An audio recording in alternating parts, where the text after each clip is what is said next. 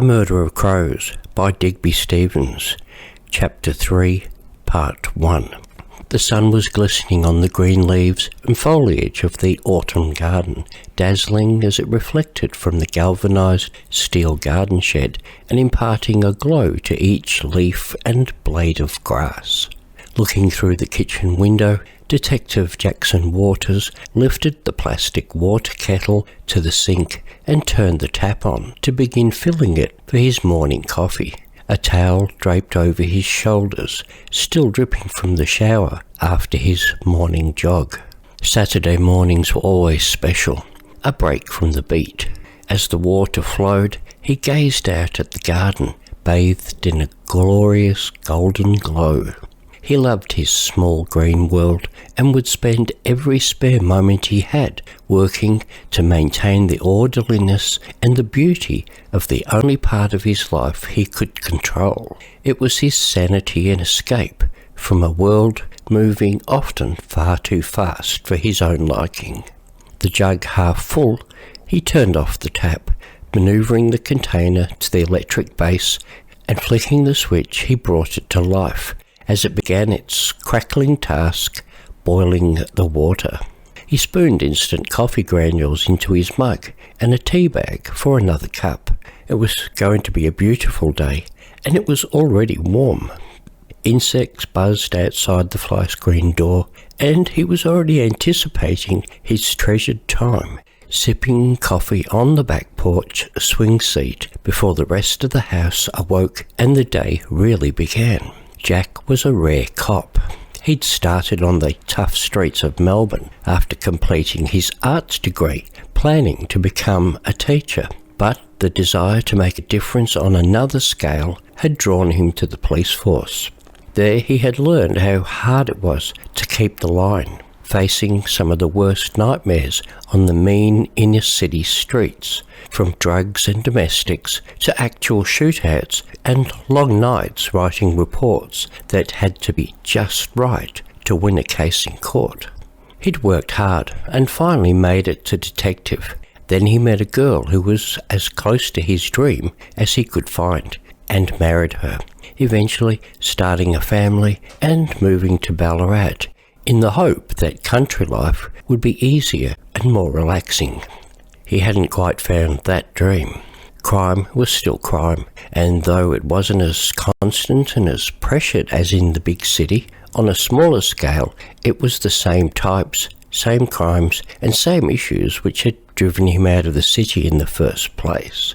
In fact, as the country town was growing into a city, he was finding the tone of criminal activity was changing, uglier, much of it based on the same opportunism. City criminals thinking they could make it in a country town.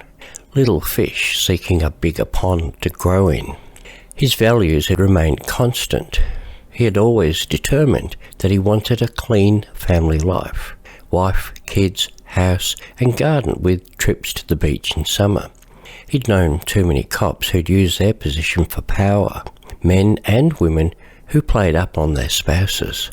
There were a lot of women out there who were attracted for some reason to the uniform and perceived power. The same women who were also attracted to the bad boys, and many officers he had known boasted of the easy women they had on the side and the antics they got up to.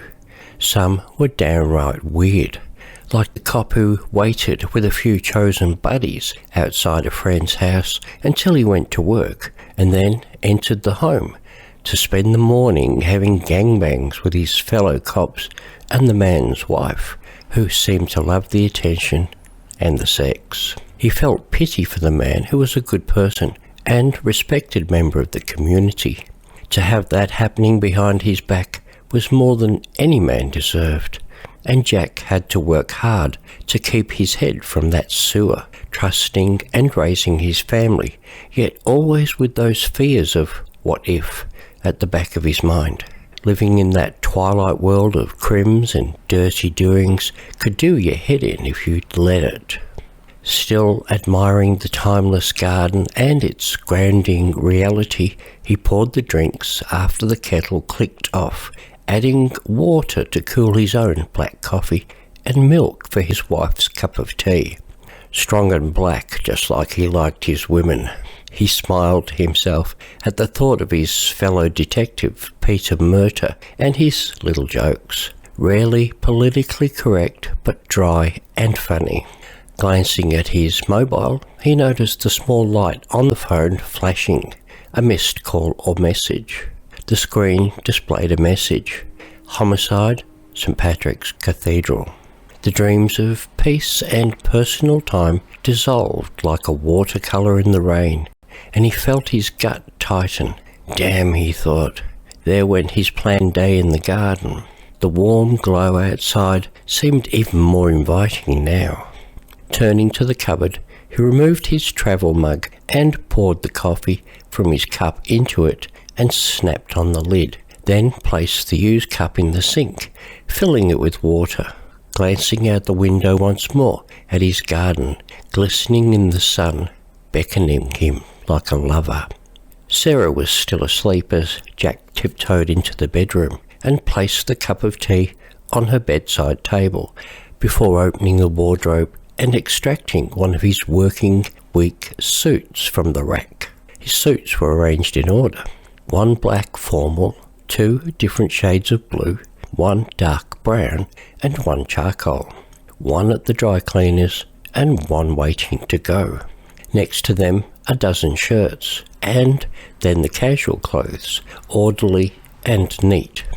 The wardrobe was tidy, ordered, another part of his life he could control. Mr. Clean was the nickname they used behind his back at the station, affectionately, as if he didn't know, for his scrupulously tidy desk and desire for order. All I's dotted and all T's crossed. Clean Waters. It was better than some of the other nicknames he'd known at school. Most commonly it was Muddy, probably after the great blues man, a quick and easy nickname. Less known and less liked was the epithet Dirty by those who would bully him. He'd fought that name and bloodied noses for it, but he had earned respect, and that name had passed into oblivion as he had maintained his dignity and achieved great academic results. Slipping off his dressing gown, he donned a crisp, clean shirt and then trousers before Sarah stirred and croaked a morning greeting. "I've been called into work, honey," he whispered as he buttoned the shirt and slipped a belt into the loops of his trousers before reaching for a dark blue tie to fasten round his neck. He didn't need the clip-on worn by the street police in case of physical confrontations, and he quickly rolled the material over into a Windsor knot and checked it in the mirror. Sarah sleepily grappled with his words and replied, "What is it this time? A stolen bike?" Her tone was touched with gentle sarcasm, and he felt sorry, as he had many times, for the wife of a police detective. You could never really plan anything, and he hoped the day would leave him some time to return and spend in her sunny company. "Something important has come up, but I don't know what yet. I'll text you when I know how the day is looking." Turning to face her, he found she was now leaning on one elbow, eyeing him with those sleepy blue eyes of hers. A wave of guilt washed over him, wishing he could express his regrets. But, as always, he had no response, except to lower his eyes and avoid the gentle confrontation that they both knew could not be helped. He leaned down over her subtly erotic form and kissed her pouting lips gently but firmly. "I've made you a cuppa," he whispered, by way of apology, but knew that the promise was not enough, and their lives were always a compromise between wishes and work. Over the years they had reached a sort of an acceptance of this, but neither had truly liked the way things were. Jack thought to himself, not for the first time, about their dream to buy a beach house in Queensland, an early retirement, and spending the rest of their days enjoying the sun away from Ballarat's increasing crime rate and 8-month winters. Sarah rolled over, sat up, and grasped the cup handle. "I'll take the girls into work with me," she whispered as she leaned against the pillow and sipped her tea. Leanne will hold the shop while I take them to netball." She gazed into the distance, contemplating the changes to the day's arrangements. Jack and Sarah had bought a coffee shop after Sarah retired from teaching, and Jack was often the gopher and helped out in the shop on rare occasions or picked up and dropped off the girls from school when he could. Retrieving his wallet, keys and personal phone from the bedside table, he slipped them into his pockets, then looped his jacket over his left forearm and tiptoed from the room. Passing the sleeping girls' rooms, he looked in on each of his little angels. They would soon be rising. He whispered softly, "I love you," in each room, and continued on to the kitchen. Securing his travel mug of coffee and work mobile phone, he continued on to the hallway where his shoes sat silently by the front door, waiting to begin their day of work too. No weekend off for them either. Each shoe slipped on, the laces loose enough to be able to do so. Jack opened the front door and was met by the dazzling sunshine of the fresh, glorious morning. Again he felt a twinge of regret. He should be outside on the back porch now, sipping his coffee and waiting for Sarah to rise. He sighed as he heard the screen door on its hydraulic slide closing behind him. Hooking his car keys out of his pocket, he pressed the remote for the garage door, which began to lift, and paused, awaiting its opening, to glance across the manicured front garden. His fingers itched to get into the luscious green and lose himself in some good, clean, dirty work. The leucadendrons were getting straggly and needed trimming, and he stopped and turned to enter the coolness of the garage. He had to go. As he drove along his Mount Clear road, Jack glanced at the street sign, which always intrigued him, Hazel Glen Drive. He thought of the local council's recent decision not to name a new suburb with an Indigenous name, Mullawalla. It had been proposed and quashed, claiming too many syllables. Ironic, he thought. The motion had turned into a debate on racism, but the council had stood firm and the suburb was named Lucas. Having grown up in Melbourne on the Dandenong line, Jack inwardly smiled at the parochialism of the council. He had passed through Murrumbina Station every day on his way to school in Caulfield, and he had never thought twice about it. Obviously, the council didn't want to have to think too hard either, or were protecting their ratepayers from needing to stretch their vocabulary at the expense of the local Indigenous community, and in denial of the fact that this was a Western culture imposed on an Indigenous land. The world was full of irony and contradictions, as was his job. Right turn at the lights into Main Road, and heading north up toward the Sovereign Hill Tourist Complex. He could drive on to Dana Street and past the station, but he had no cause to, and it was quicker to turn at the tourist park and into Grant Street and then onto Dawson Street, where the cathedral was, thereby avoiding the city fringes and many of the traffic lights. As he drove, his mind began to focus on the crime scene ahead, the mind moving into working gear. What would he be confronted with? What new sadness would mar his weekend? As Jack turned into Dawson Street and approached the front gate of the cathedral, he observed a parked police vehicle and a young policeman in a high-vis vest, standing at the large ornate metal-gated entrance to the cathedral. All along the fence flapped ribbons of many colours, a mute tribute to the survivors and the current Royal Commission into Sexual Abuse. Tied there by a sympathetic public, the ribbons had increased in number until there was a sea of waving coloured ribbons with messages written on them, and the gesture had spread to many sites around the town. Easing into the curb, Jack pressed the button to open the passenger window and called to the young police officer. "Detective Jackson Waters, which way in, son?" The young officer stepped toward the car and lifted his sunglasses to peer into the vehicle. "Back entrance Lion Street, sir," was the terse reply. "Thanks," Jack called back, and with a brief wave, eased the car out from the gutter and accelerated toward the corner, passing through the green light, turning left, and then drove the short block the cathedral took up, turned left again, and accelerated towards the back gate. There was visibly more activity here. An ambulance had obviously just arrived and was entering the gate, which was manned again by a police officer in a high-vis vest. Detective Waters slowed the car as he approached the gate and again lowered the passenger window to speak to the officer, once more repeating his name, and was waved into what was the rear of the cathedral, adjacent to the presbytery, and into the car park used for weddings, funerals, and the priests' cars. There were a few cars in spaces along the side of the old church hall, adjacent to the cathedral, and luckily there was a space under a huge pine tree where Jack parked the car in the shade. Opening the door, he realised he was about to bump a shopping trolley, also parked under the tree. Climbing out of his vehicle, he shook his head. These shopping trolleys were all over the town, parked in laneways, in suburban streets, and even dumped in creeks. This was such a lazy culture these days. He tut-tutted to himself, and then smiled as he locked his car at the inappropriateness of a shopping trolley in the church grounds.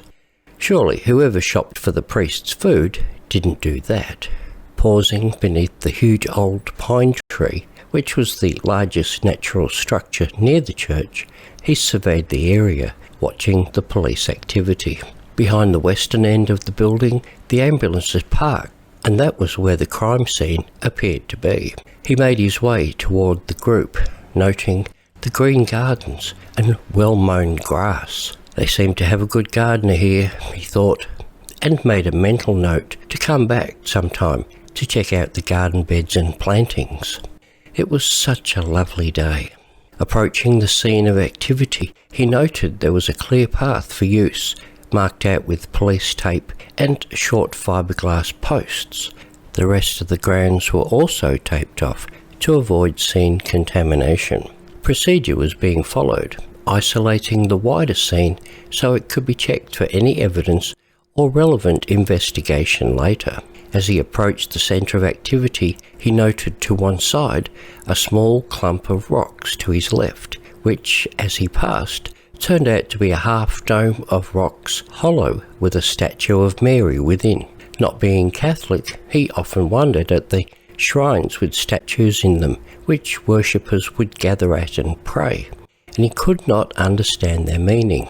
He did know that the Bible said not to worship graven images, and yet their churches were full of them. There was obviously much to learn to understand this faith. As he rounded the back of the church, he was able to see a small team of workers in orange overalls erecting a screen of tarps and poles between the crime scene and the fence to the main street, where a small crowd of rubberneckers and ambulance chasers had gathered. He could never understand the ghoulish attraction a crime scene held for some people, but he had seen more than enough in his time. At the moment he was rounding the corner, a figure hove into view from his left and began talking quickly. "Ben Carson from the Courier, sir." He was a fresh-faced kid and obviously new on the paper because the old reporters knew Jack's name. He continued nevertheless. "Can you make a statement for the paper regarding this murder?" The detective stopped in his tracks and looked directly into the innocent blue eyes of the red-haired, freckle-faced reporter. He couldn't have been more than 19 years old, surely. Tan slacks, black shoes, and a blue shirt not fully tucked into his pants. A hasty dresser or a fashion statement, the detective thought. "It's Detective Waters, son. I've just arrived here, and I haven't a clue, like you, yet. I'm sure there will be a statement issued later. Now, would you please step outside the perimeter?" He cast around for a police officer and, catching his eye, indicated the reporter with a flick of his finger. "Officer, can you please escort this young man to the gate, please? We don't want the scene contaminated."